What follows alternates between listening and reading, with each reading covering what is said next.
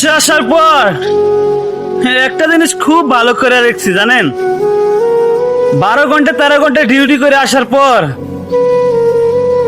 যদি দেশে মায়ের সাথে সুন্দরভাবে একটু কথা বলতে পারি, মায়ের হাসি মুখটা দেখতে পারি,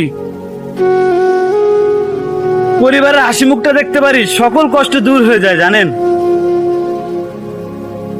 যত কষ্ট আসুক না কেন, যত কিছু আসুক না কেন, পরিবারের হাসি দেখলে সকল কষ্ট দূর হয়ে যায়। অনেকে এই সাপোর্টটা পায় না জানেন, পরিবার থেকে অনেক দুঃখ লাঞ্ছনা খেয়ে খেয়ে প্রবাসে